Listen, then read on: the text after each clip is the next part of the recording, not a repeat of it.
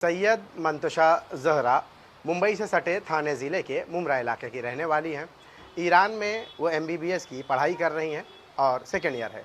लेकिन इजराइल और ईरान के बीच चल रहे जंग के बाद भारत सरकार ने इन्हें भी एयरलिफ्ट करके इनके घर वापसी की है। फिलहाल ये मुमरा आ चुकी हैं। हम इनसे जानेंगे क्या हालात हैं वहाँ, क्यों वापस आना पड़ा। क्योंकि जंग हो रही थी और अ, ऐसा हमारी एम्बेसी को था कि बच्चे सेफ़ नहीं हैं। उधर के हालात अभी स्टेबल है, मतलब ऐसा कुछ हुआ नहीं है कि तेहरान के अलावा दूसरी सिटीज़ में कि दूसरों के लिए बच्चों के लिए तकलीफ़ हो, मगर हमारी एम्बेसी ने वहाँ के जितने भी हिंदुस्तानी बच्चे पढ़ रहे थे उन्हें वहाँ से निकाला है कि अगर कुछ आगे ज़्यादा हुआ तो बच्चे सेफ़ रहें। आप वहाँ किस जगह, मतलब ये एमबीबीएस के जो कोर्स कर रही हैं, किस जगह कर रही हैं, कौन से इंस्टीट्यूशन में, उसका नाम? Isfahan university of medical science में मैं कर रही थी। अभी जो हालात चल रहे हैं वहाँ इसको लेकर मतलब जैसे अभी अटैक वगैरह हो रहे हैं, तो आप लोग वहाँ रहकर भी आपने क्या महसूस किया, क्या देखा? ये था कि वहाँ बहुत नॉर्मल म- इस्फ़हान में क्योंकि ड्रोन्स आ रहे थे जो हम देख रहे थे आसमान में, मगर उन्हें उधर का डिफेंस सिस्टम अच्छा था अल्हम्दुलिल्लाह, तो उन लोग हवा में ही इंटरसेप्ट किए जा रहे थे, न्यूट्रलाइज किए जा रहे थे। तो ऐसा नहीं था कि कुछ मुश्किल हो या ज़मीन पे आ रहे हो, मगर लोग वहाँ के बहुत ही नॉर्मलाइज इस चीज़ को कर रहे थे और बाहर आप जाए तो आपको सब नॉर्मल ही दिख रहा था, ऐसा नहीं दिख रहा था क्योंकि देखा जाए तो लोग डरे हुए होते हैं ज़्यादातर, दुकानें वगैरह बंद होती है, मगर वहाँ पे ऐसा कुछ नहीं था, सब चालू थी, सब चीज़ें चल रही थी। यहाँ तक कि हमारे एग्ज़ाम्स भी बस एक हफ्ते के लिए डिले किए गए थे, उससे ज़्यादा नहीं।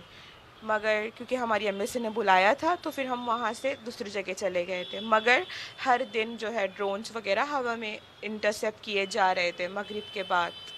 मतलब 5 बजे जैसे ही इवनिंग स्टार्ट होता है, इवनिंग जैसे ही अंधेरा हो रहा था तो ड्रोन्स आना शुरू हो जा रहे थे। तो ये अ, आप जो है भारत में रहती हैं, मुमरा में रहती हैं।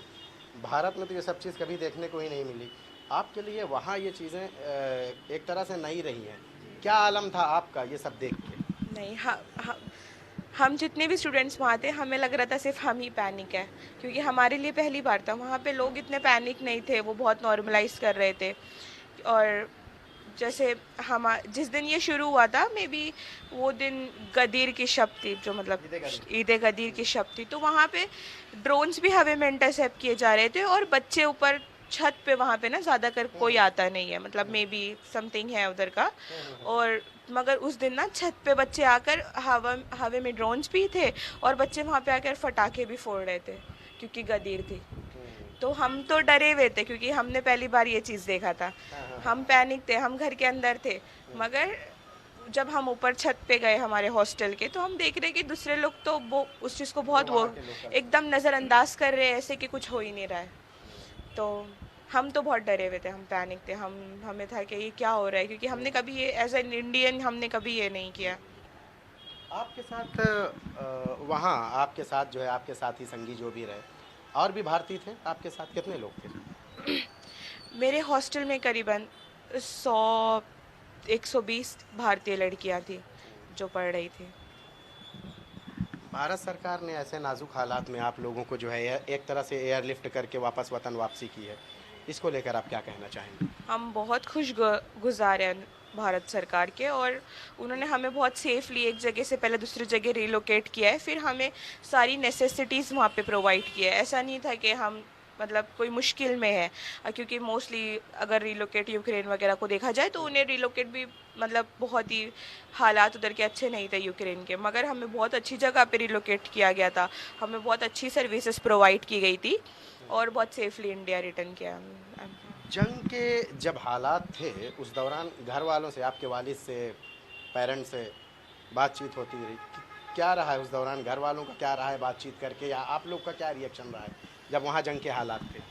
हाँ, सब परेशान थे, मगर यही था कि क्योंकि कोई न्यूज़ वहाँ पे नहीं पता चल रही थी। बिकॉज़ ये होता है ना कि जब भी मे बी ऐसा है कि जब भी ईरान में अटैक्स वगैरह या कुछ शुरू होता है तो उन लोग सबसे पहले इंटरनेट जो रहता है ना सिर्फ दाखिली कर देते। दाखिली मायने के उनके खुद के ऐप्स होते हैं, उनका खुद का यूट्यूब होता है, उनके खुद के वेब्स होते हैं, बाहर का मतलब उधर अंदर कोई इस्तेमाल ही नहीं करता है। तो उन लोग ऐसा कर देते हैं कि जैसे बाहर की चीज़ें उन लोग के लिए क्या हुई, हमारा यूट्यूब जो होता है कि गूगल होता है, व्हाट्सएप होता है, दूसरी चीज़ होती है, वो सब बंद कर देते हैं, वो नहीं चलेंगे वहाँ पे। तो जैसे ये शुरू हुआ था तो ये था कि हमें यूज़ उतना चल रहा था कि हम वीपीएन वगैरह इस्तेमाल करें तो बात हो जा रही थी, मगर एक हफ्ते पहले से मे बी उन लोग ने वो सब भी बंद कर दिया था। तो ये बहुत मुश्किल से या कुछ वीपीएन होते थे जिसके ज़रिए बात हो पाती थी, वरना हम इंटरनेशनल कॉल करते थे जिससे घर वालों से बात करते थे। तो जब घर वालों को आखिरी बार घर वापसी की बात आपने बताई कि एम्बेसी के ज़रिए भारत सरकार ने जो है हम लोग की घर वापसी का एयरलिफ्ट ये कर रहे हैं, तब क्या रिएक्शन था आपका और घर वालों का, दोनों का बताइए। नहीं, हम बहुत खुश थे क्योंकि ऐसा पहले भी हुआ था कि वहाँ पे बहुत सारी दूसरी कंट्रीज़ के भी लोग हैं, मगर किसी मोस्टली ऐसा हुआ था कि एम्बेसीज अभी इतने वो नहीं थे। वो कह रहे थे कि ईरान अभी ठीक है, आप बस रिलोकेट होकर दूसरी जगह चले जाओ। मगर बहुत खुशी हुई क्योंकि कोविड के टाइम पे भी ऐसे ही भारत सरकार ने बच्चों को वहाँ से इवैक्यूएट इंडिया किया था और हम बहुत खुश थे। अब चूंकि आप यहाँ आ गई हैं तो अभी कोर्स पूरा करने में अब क्या दिक्कतें पेश आएंगी या कैसे रहेगा आप? पिछली बार क्योंकि कोविड के टाइम पे भी बच्चे इवैक्यूएट हुए थे तो उनका पेपर और सब्जेक्ट्स जो है ऑनलाइन क्लासेस और पेपर के ज़रिए हुआ था। मगर हमें ये कहा गया था कि अगर जंग जो है ज़्यादा नहीं बढ़े या जो भी है कम हो तो हमें 2-3 महीनों में वापसी की जाएगी। और अभी ईरान में जो है यही 2-3 महीनों में छुट्टियाँ होती हैं, मतलब अगस्त सितंबर में छुट्टियाँ होती है।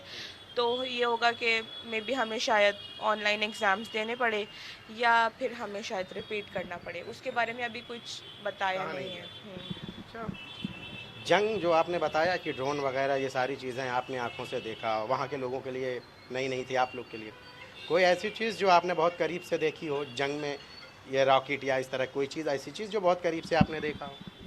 नहीं, इतना करीब से तो नहीं देखा क्योंकि हवा में ही बहुत सारी चीज़ें इंटरसेप्ट वो कर रहे थे, तो हमें उतना नहीं है। बस ये है कि रोशनी लाल लाल आ रही और क्योंकि आवाज़ें आ रही थी ज़्यादा, क्योंकि चाहे वो छोटी हमें दिख रही हो ऊपर से मगर उसकी आवाज़ें बहुत ही ज़्यादा थी। तो इतना करीब से तो कुछ नहीं देखा है क्योंकि हमारे इस्फ़हान से निकलने के बाद हमें ये खबर मिली थी कि वहाँ पे एक मिसाइल जो है गिरी है, क्योंकि इस्फ़हान जो है बहुत ज़्यादा मिलिट्री बेस है और बेसिकली कैंट है, तो उधर ये चीज़ ज़्यादा है।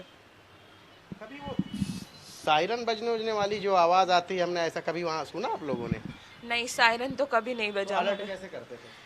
अलर्ट ही मतलब जब बहुत ही ज़्यादा हो जा रहा है तो मतलब उन लोग हवा में ही सब इंटरसेप्ट कर रहे हैं। बहुत मतलब मैं जब तक वहाँ पे थी तब तक ही ज़मीन पे कोई चीज़ टच नहीं हुई थी और इस्फ़हान में कोई मुश्किलात नहीं हुई थी। उस मेरे वहाँ से आने के बाद का मुझे नहीं पता। तो जब कुछ ज़मीन पे गिरे तब उन लोग सायरन बजाए या अलर्ट करे, इसीलिए ऐसा था। बहुत बहुत शुक्रिया हमसे बात करने के लिए। तो ये आपने सुना है और इनके ही जैसे ऐसे न जाने कितने भारतीय छात्र हैं जो वहाँ पे जो है कोई ना कोई कोर्स कर रहे हैं, लेकिन जब जंग के ये हालात हुए तो हर एक को जो है भारतीय हुकूमत ने अपनी जिम्मेदारी समझते हुए उनको सही सलामत भारत में उनकी वापसी न सिर्फ कराई बल्कि उनके घर तक सुरक्षित तरीके से पहुँचाया है। For more such videos, subscribe to the NewsX YouTube channel, hit the bell icon.